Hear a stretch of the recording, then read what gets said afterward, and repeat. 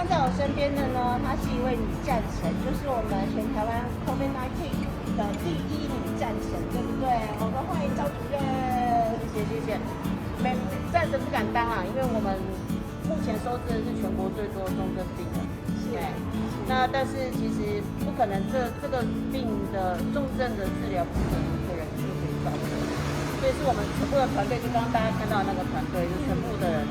还有，现在还有在楼上一大堆人都在努力治疗，所以我是代表他们出来接受大家的治疗。谢谢。那我们是不是可以请张主任跟大家讲一下，就是这一台机器它到底为什么是救命神器？就是好像真的很多医院都在呼喊这一台机器，对。因为我们氧气的支持有很多种，那这一种算是目前就是非侵入性的氧气支持应该讲最高阶也是最高流量的。那它因为它是最近应该是最近10年才出来的机器，然后它支持的氧气流量比我们一般的氧气流量会高很多，所以其实对一般接近要呼吸衰竭然后要插管的病人是非常好用。那只是说我们还是有蛮多病人是没有办法呼吸。没问题。紧急吗？紧急吗？紧急，好不急吗？我们一般呼吸衰竭的病人可以先由这个非侵入性的进入到侵入性的。那因为非侵入性还有另外一种，但是它很容易造成飞沫的传染，所以那一种我们现在那一种非侵入性的面罩型的，我们现在暂时都不用了。所以我们现在用的是这样的高流量的氧气鼻管，那它其实戴的也比较舒服，不会说怎么照着脸上会非常难过这样。所以其实对一般的病人来讲，这是一个比较能够承受的高流量氧气支持。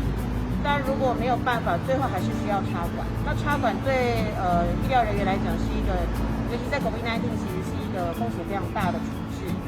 那所以其实如果可以有这样子的机器，对病人来讲是一个福音呐。好，那对我们来讲就是危险性也可以稍稍降低一些这样。对，大概目前是这样。那就是我想真的要跟你们说，谢谢你们辛苦了，加油！谢谢，感谢，爱你们哦，拼拼好，谢谢。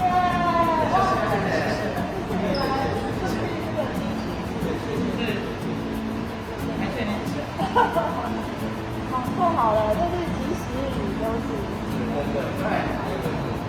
我有丰富，真的丰富哈，没有这种奇怪的流程。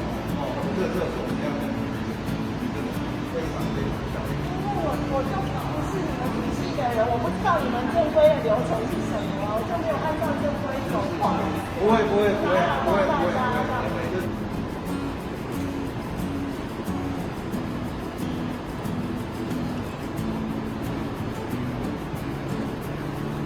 好。你要解这个，你要加油啊！谢谢你。你的亲自过来。